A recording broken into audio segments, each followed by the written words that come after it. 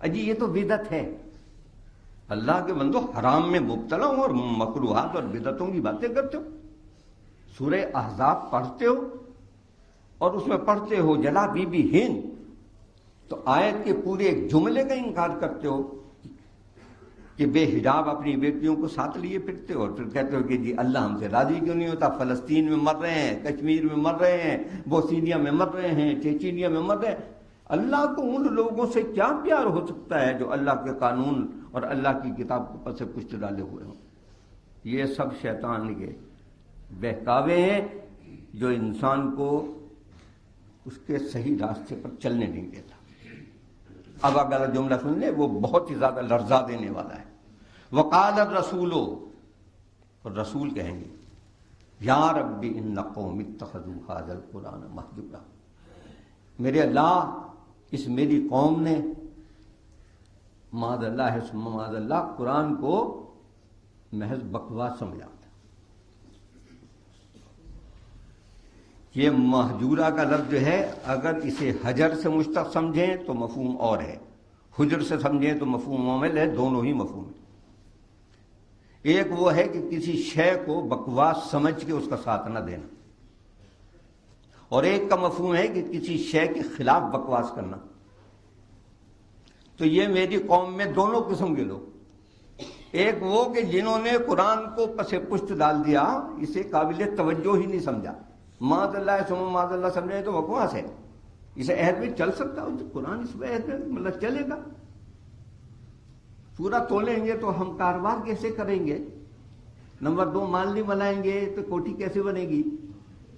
اور یہ حرام نہیں کمائیں گے تو یہ ہمارے گزارے کیسے ہوں گے؟ میں آپ سے ایک بات صرف عرض کرتا ہوں، جس قدر بھی ہم مصیبت میں مبتلا ہیں، وہ مصیبت ضروریات زندگی کی نہیں ہے، وہ نمائشی فضولیات زندگی کی. آپ کے ابا کے گھر میں صوفہ نہیں تھا، مگر وہ چودھری تھے، عزت دار تھے، آبرو سے رہے، آبرو سے مر گئے. آپ چپڑاسی ہیں تو صوفہ چاہتے ہیں، سپرنٹینڈنٹ ہیں تو صوفہ چاہتے ہیں، ایس پی ہیں تو صوفہ چاہتے ہیں، ڈی ایس پی تو صوفہ چاہتے ہیں، آپ کمشنر ہیں تو صوفہ چاہتے ہیں. یعنی ہر آمدنی کا آدمی جو ہے وہ کار وال ٹو وال کارپیٹ چاہتا ہے، صوفے چاہتا ہے، ڈرائنگ ٹیبل چاہتا ہے، ڈائننگ ٹیبل چاہتا ہے، یہ سارا کچھ چاہتا ہے. ان میں سے بتائیے ان میں سے ضروریات زندگی کیا ہے؟ یہ پلازے جن میں دن رات روشنی ہی روشنی، اور ہم کہتے ہیں جی بجلی تو ہے ہی نہیں. ہم نئے سے نیا مکان توڑ دیتے ہیں، کسی نئے اسٹائل کو بنائیں گے. یہ جو تم نے توڑا ہے تم نے قومی دولت ضائع کی ہے، صرف اپنی دولت ضائع نہیں کی ہے، اور پھر تم نے اس پہ پھر دولت لگا دی. دوسری طرف وہ ہے جسے کھانے کو روٹی نہیں مل رہی اور اس کی روٹی کی تمہیں فکر نہیں ہے. تو لہذا دوڑ اور مقابلہ اور مصیبت ضروریات زندگی کی تو نہیں ہے. دوڑ مقابلہ تو فضولیات زندگی کا ہے. ان فضولیات زندگی سے اگر کہنے کو سب کہتے ہیں، سادگی اختیار کریں. کسی کی بھی شادی میں جا کے دیکھ لیں، کہتے جی ناک کا مسئلہ ہے، بیٹی جا رہی ہے تو کیا کہیں گے؟ تو بس ٹھیک ہے، اللہ کے کہنے کی فکر نہیں ہے تو نہ صحیح. قرآن مجید فلسفے کی کتاب نہیں، قرآن مجید سائنس کی کتاب نہیں، قرآن مجید ایڈمنسٹریشن کی کتاب نہیں، اس کے الگ الگ ابواب ہوں. قرآن مجید زندگی کی کتاب ہے، زندگی کے مسائل سے واسطہ ہے اس کا. یہ آدمی کو آدمی بناتی ہے، اگرچہ ان ساری چیزوں کے لیے اس میں سسٹم اور نظام موجود ہے، لیکن یہ بات نہیں کہ یہ صرف سائنس داں بنانے کے لیے آئی ہے، یہ ریاضی داں بنانے کے لیے آئی ہے، یہ سیاست داں بنانے کے لیے آئی ہے. یہ تو اس کی گردے پاؤں ہیں، پاؤں کی خاک ہے. اس کو سمجھ کے یہ سارے معاملات آدمی کے ذہن پر روشن ہوتے چلے جاتے ہیں. کہا یہ میری قوم نے تو میرے لائے ہوئے اس قرآن کے ساتھ ایسا برتاؤ کیا ہے. اب اللہ جواب دے رہے ہیں وَكَذَلِكَ جَعَلْنَا لِكُلِّ نَبِيٍّ عَدُوًّا مِّنَ الْمُجْرِمِينَ. اسی طرح ہم نے، یہ صرف تمہارے ہی ساتھ تو نہیں ہو رہا محمد صلی اللہ علیہ وسلم، ہم نے تو ہر نبی کا دشمن بنایا ہے ان مجرموں کو. یہاں کافر نہیں کہا، یہاں مشرک نہیں کہا، نبی کی کسی بھی طرح کی مخالفت، چاہے وہ نبی کی ذات کی مخالفت ہو، نبی کے پیغام کی مخالفت ہو، نبی کے نظام کی مخالفت ہو، کسی بھی قسم کی مخالفت۔ اس آیت کو سمجھنا ہو تو سورہ صف کی آیت دیکھیں کہ جس میں حضرت موسیٰ اپنی قوم سے کہتے ہیں جو انہیں مانتی ہے، وَإِذْ قَالَ مُوسَىٰ لِقَوْمِهِ يَا قَوْمِ لِمَ تُؤْذُونَنِي وَقَدْ تَعْلَمُونَ أَنِّي رَسُولُ اللَّهِ إِلَيْكُمْ۔ حضرت موسیٰ نے اپنی قوم سے کہا تم تو مجھے جانتے ہو میں تمہاری طرف اللہ کا رسول ہوں اور پھر مجھے اذیت دیتے ہو۔ تو کوئی وہ حضرت موسیٰ کو مار تھوڑی رہے تھے، پیغمبر کو اذیت دینا ہے اس کے احکامات کو پس پش ڈال دینا، اور اس وقت ہم سارے اسی عذاب میں مبتلا ہے کہ ہم پیغمبر کو اذیت دے رہے ہیں اور نعرے لگانے ہیں عشق رسول کے کہ رسول نے جو راستہ بتایا ہے اس کی طرف پیٹ کر کے چل رہے ہیں۔ خدا سے نہیں مانگتے، یا امریکہ سے مانگتے ہیں یا برطانیہ سے مانگتے ہیں۔ دشمن ہمارے دائیں بھی بیٹھا ہے، دشمن ہمارے بائیں بھی بیٹھا ہے، ہم بیچ میں پس کے رہ گئے ہیں۔ اور آج وہ قوم کہ جس سے نام سن کے لرزہ اندام ہوتی تھی باطل کی قوتیں، آج وہ معذرتیں کرتی پھر رہی ہے۔ دنیا کی چھٹی ایٹمی قوت، عالم اسلام کا سب سے بڑا ملک، عالم اسلام سے کی سب سے بڑی قوت آنکھوں میں آنکھیں ڈال کے بات کرنے کے قابل نہیں رہی ہے، اور کہاں تک لے کے آؤ گے یہ بھی سوچ لو۔ تو فرمایا کہ ہم نے تو ان سارے مجرموں کو دشمن بنایا ہے۔ اگر اللہ یہیں تک بات کہہ کے چھوڑ دیتا تو اہل ایمان کی ہمت شکنی ہوتی، وہیں مر جاتے۔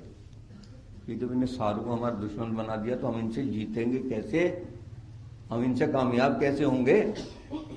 اگلے جملے میں اللہ نے کہہ دیا وَكَفَىٰ بِرَبِّكَ، آپ کے لیے اللہ کافی ہے، ان سے ڈرنے کی ضرورت نہیں ہے۔ یہاں آپ تنہا ہیں محمد صلی اللہ علیہ وسلم، غار میں ایک ابوبکر صدیق ہیں، گھر میں ایک حضرت علی کو چھوڑائے ہو، تو بس اتنی بات نہیں ہے۔ اللہ تمہارے ساتھ وہاں بھی تھا، یہاں غار میں بھی ساتھ ہے، اس راستے میں بھی ساتھ ہے، جہاں جا رہے ہو اللہ تمہارے ساتھ وہاں بھی ہے۔ تم بھی منظر دیکھو گے کہ اللہ تمہیں کس بام عروج تک پہنچاتا ہے، کیا مقام تمہیں عطا کرتا ہے۔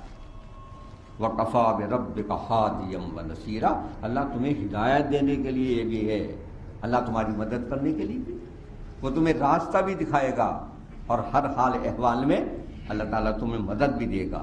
وَقَالَ الَّذِينَ كَفَرُوا لَوْلَا نُزِّلَ عَلَيْهِ الْقُرْآنُ جُمْلَةً وَاحِدَةً۔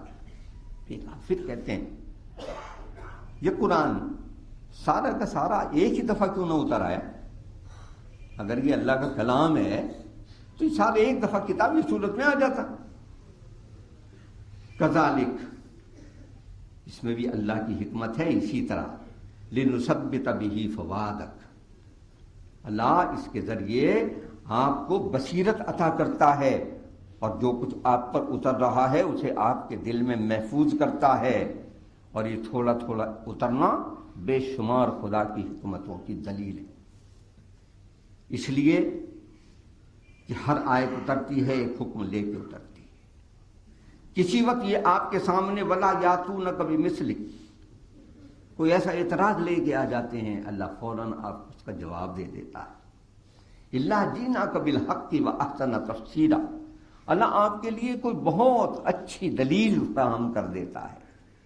تو اس کا تھوڑا تھوڑا اترنا ظاہر ہے کہ یہ چھاپے خانے کے زمانے میں نہیں اتر رہی، یہ اتر رہی ہے ان پڑھ لوگوں کے درمیان امی رسول پر، جس کا سارا اثاثہ محض حافظہ ہے۔